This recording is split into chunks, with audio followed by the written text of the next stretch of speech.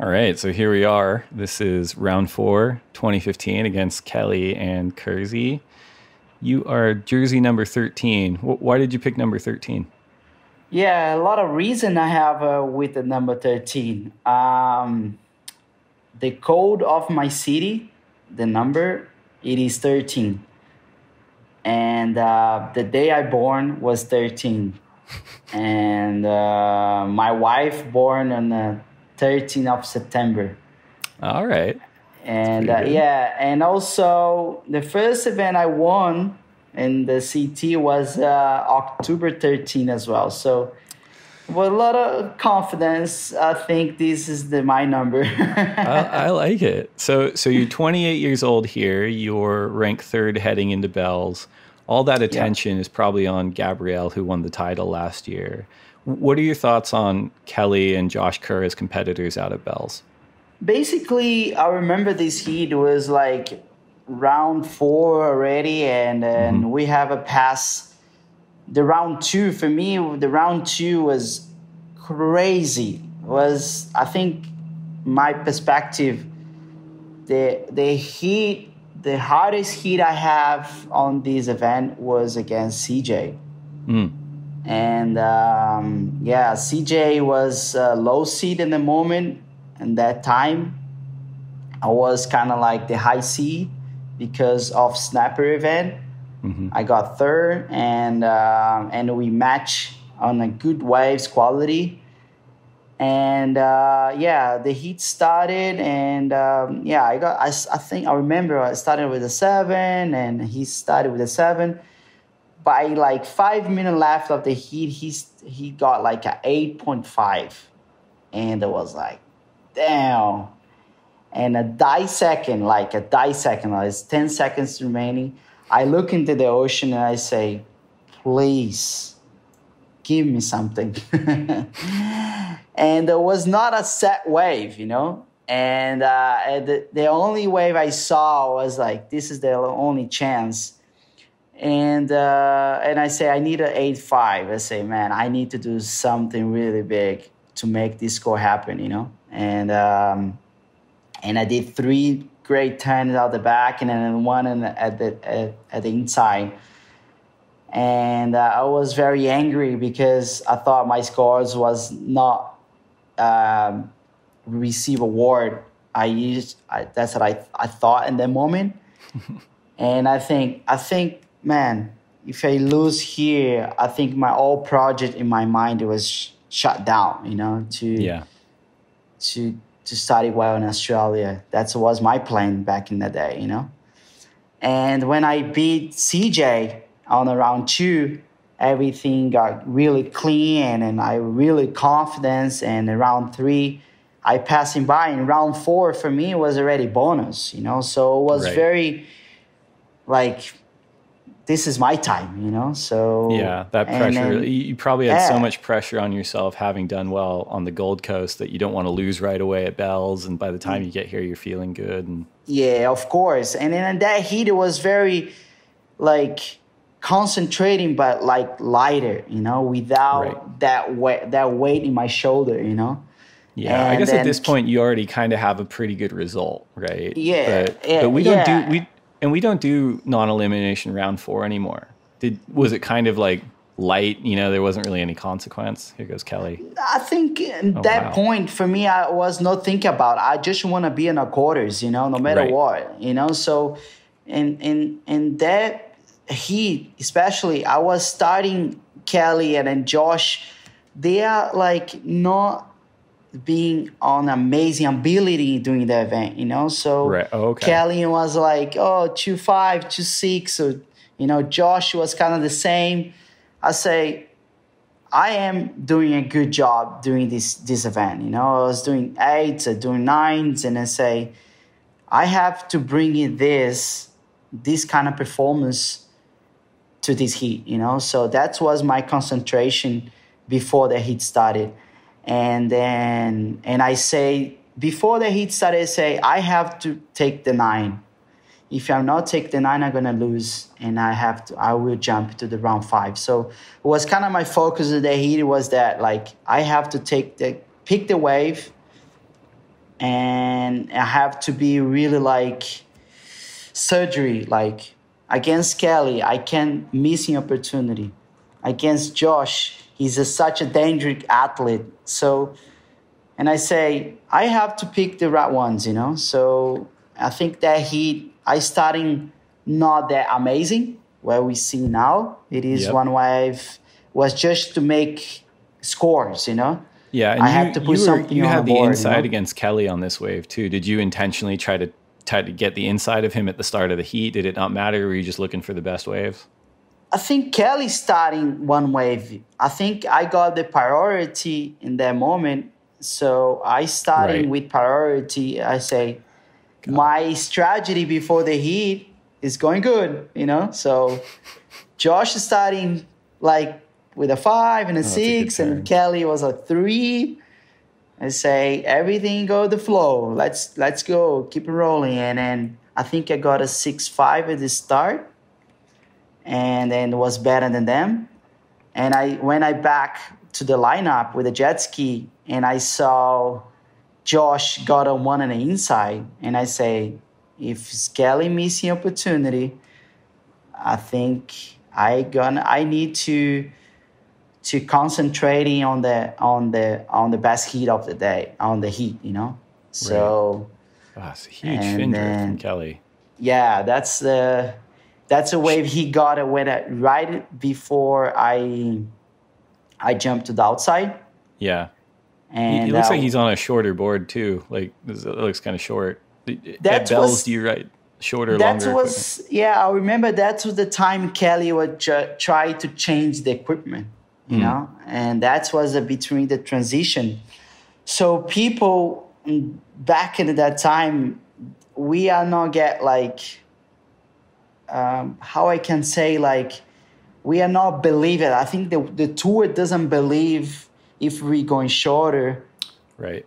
we will be better for your surfing. But usually Kelly is always in front, but sometimes works or sometimes doesn't. So that's the kind of like people, and especially for judging, doesn't give you that credit for him, you know. So and especially for bells, you need something you can cut all those chop, you know, to Yeah. make the turn harder. So he has like a small board, so he needs to do something out of the box to making the scores. So Yeah. for him, make it even harder, you know. And it seems like one of those waves where you have to delicately balance like progressive surfing and then kind of traditional rail-based surfing, because even someone like Josh, you wouldn't think that Bell's would be a successful spot for him, but he was able to kind of make it work a lot of Yep. times. Yep. So you guys have got a lull here. Do you guys talk like when you're sitting No, out there never, in between waves? never. Never? I am those guys. I don't like to talk. Doesn't matter who. It's not if it's like If it's the other athletes starting to talk, I just shut down. You know, I just be quiet and keeping listening my mind. You know, because I always talk with my mind during the process, the heat, because everything you're analyzing and then mentally before the heat, I keep talking to myself, you know. And then believe in what you're thinking, believe in what you plan, and you know, because it's so easy to make you out of the track during the heat, especially like someone get 8 or 9, that make you trying to make you out of your track. You know, if you right. out of your track, it will be more easy to like make a mistake or go some way if you don't want it to go. You know, so that's something I've been learning with myself, and I think that make my quality on a strategy of heats, you know. Who's the worst guy out there who tries to talk to you and take you out of your game? Kelly, one of those guys. Kelly, What and does he then say? What's been Joe. something he said to you? Usual like, oh fucking, what's going on out there? Look in the mirror. Look in the Just any point of distraction. Yeah, yeah. And look at what is this guy doing? And then like, so I thinking it's part of his game. I respect. Sure. He doesn't think so, though. He'd just be like, I'm just being friendly. I don't know why people think I'm playing head games. And everyone's just like, yeah, dude. but sometimes it could be true or could be not. Yeah, of course, yeah. He loves playing in that space. Like everything's burning next to you and then people starting to talk. So... And that's kind of those tricky or not during that process. I wanted to keep my game, alive. Yeah. So we talked about it before. I mean, you were really one of the only guys that challenged Kelly for a lot of years. Like a lot of people like to lay down, especially I remember vividly 2010 when he was going for 10 world titles in 2010. You and him butted heads in competition a lot, in Puerto Rico and other places. What was your relationship like with him at this event, at this stage of your career? Yeah, I think back in the day it was I am those kind of underdog, so Kelly and then Taj, Mick, those guys was fighting for the world title, and for them the pressure was way higher, and then they have to win. They have to be on the finals. And then myself, I want to show them I'm here to not make a joke, to not make you my friends. I wanted to beat you guys. So it was kind of like to proving not only the athletes but the whole scenario next to me, the event.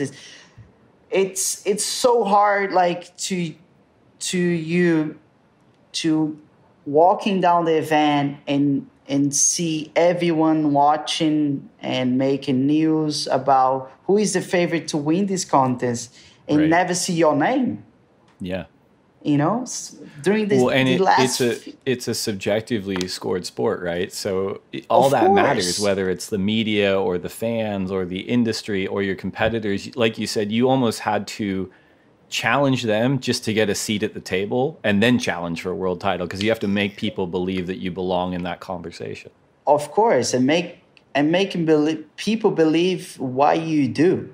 That's pretty much the main thing. And I know these guys they all deserve to be on the top of the list, and they are amazing athletes, but we are 36 guys fighting for the same spot. So for me, back in the day, it was kind of like, hey, I'm here to win, So, and then for me, it was harder because I have so much walls to making through, especially those tips like, oh, why you never get a great result here? Oh, you make it quarters now, amazing. Most of the interviews was like that, like they're surprised. Oh man, wow, you make it quarters. I was like, no, I'm not here to make a quarters. I want to win this thing, Yeah. So you're up here, kind of like challenges, I making through the years, but I think I did pretty well.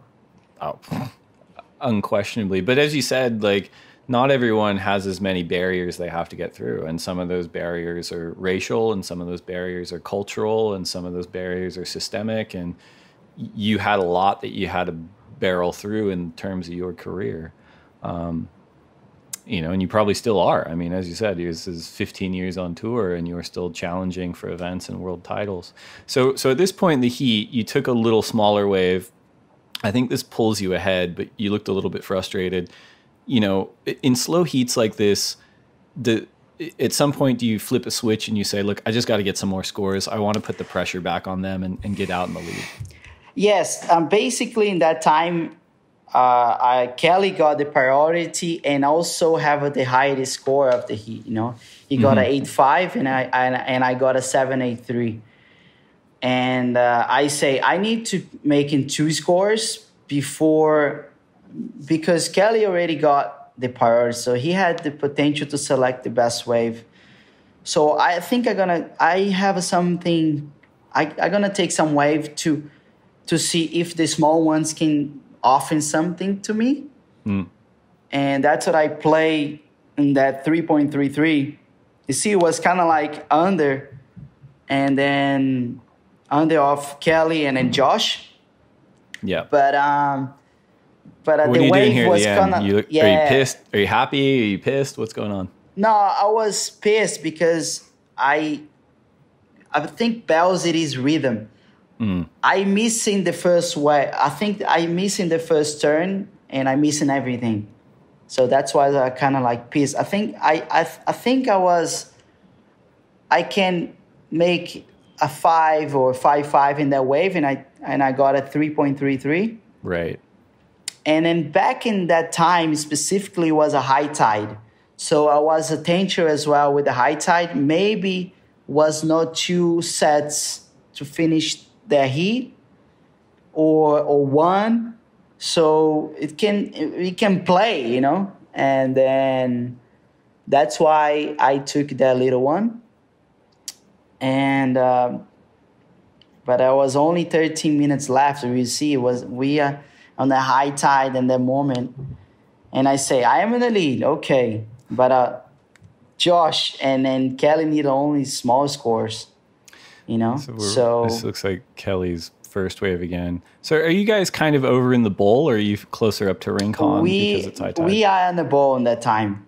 I think I've always thought the bowl seems so tricky to me. Like there's just, it's hard to find the waves. Like Rincon's slower, but it's a little bit more straightforward and you kind of know what you're getting. But the bowl, especially on those high tide ones where you're not sure where to sit, it can be tricky. Yeah, I think bells it is or you love or you hate. Doesn't have a mix. Doesn't have a between.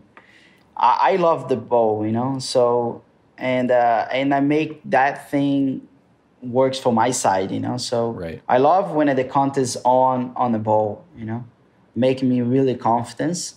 And I hate when I go to Rincon, and I enjoy a lot when I go to Winky Pot. But right. Yeah. But when at the comp running on the ball, I already inside of myself is like, yes, that's all I want, All right, so there's 12 minutes left, and you got a set coming. Kelly's got priority. Let's see here. You looked at that wave. That's the main point of the heat now. Right. It's almost a wash at this point. Yeah. So Kelly's going on this wave. He kind of didn't need to. Do you think this was a smart decision? He need, because that's what I'm talking about. There's a set wave, and he got priority. Josh was next to him. He got 8.5. So that's all kind of play to your side, Right. And that's the rhythm that you were talking about. Yeah. And then Josh definitely coming in the next one, because usual bells only run few waves per set. Oh, no, this is you. That's me, because I think Josh going in the first one. Oh, my God. The size of that turn. Yeah. This must be a big one. Wow. That's the wave I always dreaming for during the heat, Yeah. And what makes this wave kind of a better scoring opportunity than Kelly's? Because Kelly's was a little bumpier. He was kind of too far out in the face. And you look like you came from behind and really hooked into that first section. Yeah, I think what happened is, especially on the high tide there, the first wave of the set was kind of like mushy and a lot of bumpies. The second one, usual, it is the better wave. Right. But somehow in that time, going 3 waves, and then looking at Josh waves was kind of like more wall compared with the Kelly's one.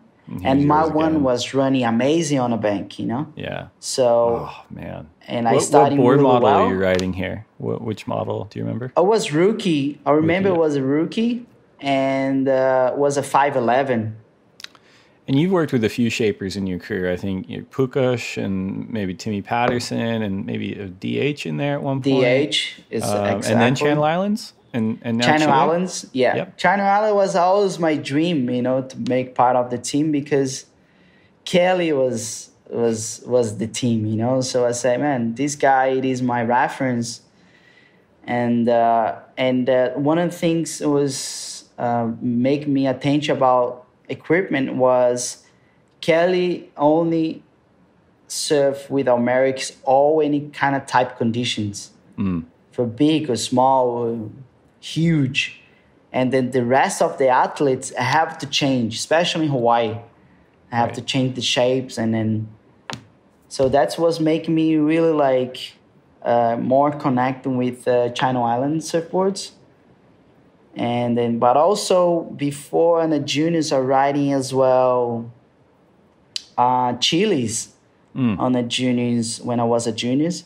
All right. And then now I move into Chile surfboard. So do you think it's important to work with one shaper at a time? Because sometimes there's years where you see, I remember like Jordy and Julian for a few years, they worked with a bunch of shapers, and it felt like their performances were up and down. Do you think that while you can change shapers throughout the years, it's important to kind of focus in all conditions with a shaper for a season or another season?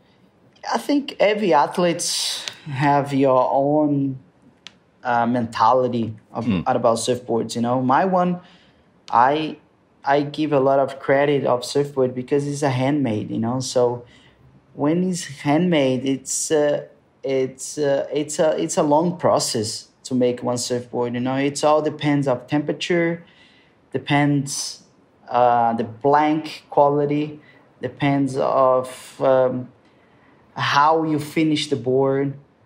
And I give so much credit and pay attention, analyzing as well the process, because some part of the year, I think my board's working really well, and some part of the year it doesn't. But usually, if you pay attention, because the weathers change as well. The weathers change. And that changes the flex and all of composition. It's crazy how many variables that go into it. Everything's changed. Yeah. That's why this process, I starting more attention and then realizing, and they say, I think usual my boards was the first 6 months of the year was amazing, because the most was doing in America, and in America, the first 6 months was cold, and you know the weather was kind of like playing, and the summer, the board doesn't go well. It was kind of like was nasty pretty fast, you know. Yeah, so you can That's interesting. Crash in the board really easy. So realizing the hot and the temperature was warming affect a lot of my surfboards, and that's why I was kind of like changing something during this last 6 months, making the board a little harder, and talk with a lot with the shape who is making the board and gave the good feedback. When you have a lot of shaping doing your boards, it make it even harder for you have that connection to make this amazing surfboard during the whole year. Probably when you have a lot of shapers, it's easy to have a random of good surfboards, but on a long process, make you harder to have a good surfboard. So, and you guys are competing at and performing at such a high level every heat that like it feels like the minimizing of those variables is so important, because you know I even talk to guys who are like I can't ride like a fish just for fun. Like I have to be really in tune with my board every time for competition. Is that something that you do too? Do you ever take out fun shapes? Or yes, is it just I am the same. Yeah, I don't have a fish surfboard in my locker. I feel like my surf. I have connection with surfboard. It is exactly the same as a Formula One. You have to work really deep on your car and the curve. Right. Who is going faster? It is the winner. And then I think on a surfboard, it is exactly the same. You know, if you're working really close in tune with your equipment, that's make you faster. That make you have that advantage compared with another athlete. So we working on the little details, and then that's why I don't have a time to be fun on the fish and then play around. And those time I'm not on a heat. I'm working really deeply in every single detail of my surfing and also on my surfboard. I think that Formula One comparison is dead on. Like everything is so precision focused, and it pays off, right? Last wave you got was a 963. It's the highest of the heat. Heat's winding down. Kelly needs a 9. Like, are you still nervous? There's 4 minutes. So or are you're sitting pretty? You've got priority. Yeah, that's why the last 5 minutes I got priority, and then Kelly also. Missing his priority on a wave was not that great. So I was kind of like, happy with that playing on his mind, because that's I told you before, the high tide make you think about that kind of like, man, I need to work before the tide was playing, so. And then Kelly has 8.5. So make him kind of like, man, I'm so close, to win. And as you said, he hadn't been scoring that high that event. That might be one of the higher waves he'd scored. So maybe his confidence had picked back up a bit, and he believed that he could go out there and manufacture a score like he's done so many times in his career. Yeah, of course. But I'm specifically that heat, you see, he was kind of like play around and then go next to me and then do some turns and go back, so he always like have that ability to take a small wave and then took the advantage, because his type of surfing helps him to get those scores, so especially when you need like a 9, okay, I think the wave have to help you to get the score, but some athletes doesn't need to, So, and then I put Kelly on another type of athletes. And so this is 2015. So he won his 11th world title in 2011. He finished runner-up in 2012. He finished runner-up again in 2013. He's still very much at this point considered a world title threat, obviously. What about in 2020? Do you consider him world title threat? No, I think he on the different vibes, and then I think even myself, I don't want to put myself on a title contender, so because my vibes at this stage, I'm just backing on the hardest year of my entire life. I spent a year long like on the chair, on the table, doing physio. Right. And then next year say I'm gonna win the world title. So that's the vibe I don't want to put in myself. I just want to like back on my performance. I want to see myself doing 9s. I want to see my confidence and building on that kind of stuff. When you have those tools, okay, now I can go to the world title. But it is a steps, So it's almost like you were earlier in your career too, right? Where you have to build yourself into that conversation. Of course, it is a step by step. I don't want to like jumping, because the year is such a long year. And then and I think Kelly he's on tour, but like he wanted just to prove he is amazing. He's like he has the ability to be there. Yeah. But like my perspective is not enough to be on a select of 3 athletes running for the world title. I think, Philippe, Julian, Jordy, and then those guys, they're burning on the belly now to win that title. And I think Kelly at this stage doesn't have that kind of sense, on. Do you think that if he won an event or 2 events early in the season, then he gets a bit of blood on the fangs and he gets that burning back? I think he'd be very happy to be on that level, but I don't think he have the energy to fighting to another title, because it is an energy, man. It is, you have to put all year on one thing. Yeah. You know, and then I think when he's starting have brands buying a lot of things beside of him, wave pool, you know, when you have only one thing to do, it is win a world title. That make you only have one option, you know. So when you have a lot of stuff next to you, yeah, definitely need his attention, because he's the president of the company, you know. He needs to make some attitudes to making if you go up and down, you know. So that make you out of the track, you know, automatically. If he don't want it, but he have to. Do you like that? Well, if so, subscribe over there and then watch more videos over there. And then tell us your favorite videos down there. It's a 3-step process. Do them all now.